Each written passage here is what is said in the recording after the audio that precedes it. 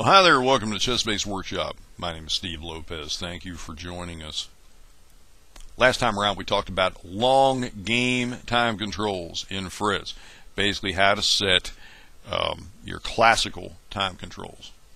And by the way, I forgot to mention this in the last video. There's a reason why you may want to learn how to set time controls in Fritz, and that is that if you play handicap games, fun games, handicap mode, friend mode, sparring mode, it does give you the opportunity to use the clock. So this is why you want to learn how to set the clock in Fritz, especially because if you play in tournaments, you're going to have to know how to handle the clock. For complete information on time controls in tournament chess, there are articles galore on the internet. I know I've written some of them. There are some old columns that I've written available on several different websites, some blog posts, different stuff where I've talked about time controls. Tons of other people have done it as well. You shouldn't have any problem finding the information. That's why I'm not going to go terribly in depth. I want these videos to be, relatively short. We're going to look at, this time around, we looked at long game last time. We're going to look at Blitz game. And as I said before, Fritz defines Blitz game as any game with a finite time control, a sudden death time control. Game in X is Blitz game in Fritz, regardless of the actual time setting. A Blitz game in Fritz is not a 5-minute game, period. I've argued with people about this numerous times, that we're wrong to call it that, blah, blah, blah. We don't want to have a zillion buttons up here with every conceivable time setting. So we had to call it something. The idea is that the Blitz clock is for any game that has a sudden death time control. Now, you've got some defaults down here. Very quickly, if you click 5 minutes, which is the Blitz game time control, what most people define as being a Blitz game, you get 5 minutes on your clock. There it is, time 5 minutes. 10 minutes is another one. 25, and of course game in 60, which is extremely popular, or was anyway back in the day when I played a lot of tournament chess. Game in 60 was the kind of nice halfway point between a classical time control and playing stuff like game in 25, game in 30. So I played quite a bit of game in 60 back in the day. That was my preferred time control. There are, however, other settings. Now you can set whatever you want. If you want a game in 8 minutes, for whatever reason, there you go. Each player, you and the computer, now have 8 minutes apiece to complete all of your moves. So you've got a possibility of a 16-minute game maximum here. However, there are other things you can do with this. There are other settings. First of all, you've got the Fischer increment. One that I used to play a fair bit of was 20 minutes for the game plus a 10-second increment. What that basically meant was that when you started the game, you had 20 minutes on your clock. Of course, the Fischer increment, this is how many seconds are put back on your clock after you've made a move. So what that means is this. Let's say that you sit there, you're in a middle game position, and you spend 2 minutes pondering your move before you before you actually move the piece. Of course, when it's your turn, when you start thinking, your clock starts running down. 2 minutes run down, you make your move, 10 seconds get added back. As soon as you move and hit the clock, 10 seconds are added back to your time. So even though you sat there thinking for 2 minutes, eating up 2 minutes of clock time, the fact that you got 10 seconds back means that you actually only ate up 1 minute and 50 seconds from your clock. The reason why, now this is nothing new, by the way. Fischer was promoting this 20 years ago, but it was nothing new when he was promoting it. When it first became very popular in chess back in the 90s, it actually had been used in Gomoku for quite a while before that. Also some other games as well.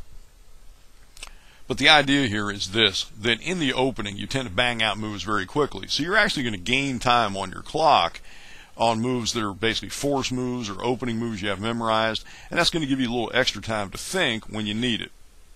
So the idea is, the theory is, if you move quickly enough, you need never have to worry about running out of time on your clock, which is theoretically a great idea. In practice, the way it usually works is you get a bunch of extra time on your clock right in the opening. I played a lot of openings where I knew them 8 to 10 moves deep. It was pretty much automatic between me and my opponent, playing online games, for example. Where I would have, a bunch of extra time on my clock. I'd wind up with a 20-minute game. There were times I'd have more than 22 minutes on my clock early in the game. And what that wound up meaning, though, was later in the game when I needed time to think, I had a little extra time to play with. I didn't have to feel so much time pressure. Pretty cool if you play fairly short games. Typically in a 30 to 40 move game of chess, you're not going to have to worry too much about running out of time. However, if you wind up with a Ben-Hur marathon that goes 80 or 90 moves in a very complicated endgame, somebody's probably going to run out of time on their clock, you know. But that's the theory. The theory is you need never run out of time if you move quickly enough. So that's the idea of the Fischer increment. You can set the number of minutes you have on your clock at the beginning of the game and how many seconds you get back each move. And I've seen people set this as high. I've seen people give themselves a minute gain every time they make a move. You never run out of time then. But on the other hand, you really have games that could go on and on and on and on. What I tended to find out, though, was that if it was 20 move starting time, 20 or 25 with a 10-second increment, typically what would happen is games ran about an hour. It was the same net effect as game in 60, really. Or, I'm sorry, game in 30. Games took about an hour to play when you're playing online with these settings. There are two more settings that you need to understand, and that is the human bonus settings. Some players complain bitterly. Not so much now because this has been introduced into the software.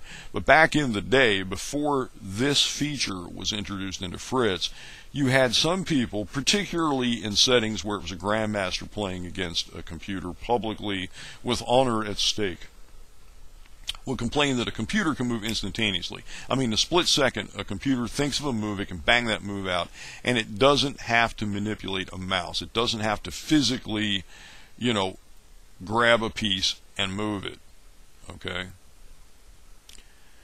So the way that the programmers got around that complaint was to add a human bonus. And there are a couple different ways to do it. One is you can give a human player, let's go back to my original setting of 20-minute game with a 10-second increment. You can either give the human player a bonus of X number of minutes. And usually you don't go with a real high number, by the way. You give them a minute or two to allow for the time it takes to grab a piece with the mouse and move the piece. You figure a second a move. Most games are going to be 60 moves or under. 1 minute would generally be plenty generous. However, you can make it a little more. It's also kind of a way to handicap a human being against a computer, because a computer obviously is, you know, in most cases, a stronger player.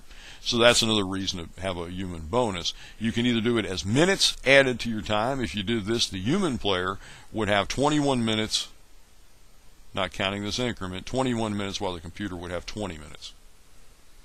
Or the other thing is, you get an extra increment, a human bonus of move per second. Let's say it takes, on the average, a second or two to grab a piece and move it.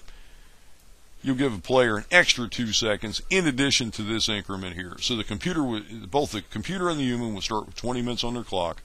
When a computer makes a move, it gets 10 seconds back. When the human player makes a move, he gets 12 seconds back. That's just a way to kind of take into account that little bit of time that it takes for a human player to grab a piece and actually move it. The other complaint also was that a computer doesn't have to look at the board and kind of register what was played. It just knows, you know. Like a computer, when you make your move, the computer starts chewing on that position instantaneously. It doesn't have to look at the board and say, oh, he moved the bishop from this square to this square. So that was another little bit of lag. Human beings, you know, being, you know, what we are, it takes us a little bit of time to register these things, for the light to come from the board to the eyeball, and from that to go to the brain, and from the brain to process that information. So you give yourself a little bit of a handicap, if you wish, by using the human bonus settings. That's it. It's very simple. It was a little bit long-winded of me, but I wanted to make sure you understood it. So you have some default settings down here. You've got 4 regular, just game in whatevers. You have 4 additional default settings of your number of minutes to start and the number of seconds that you get back with each move. And of course, then you can manually set them, as I've done here, 20 minutes with a 10-second increment. That's all there is to it.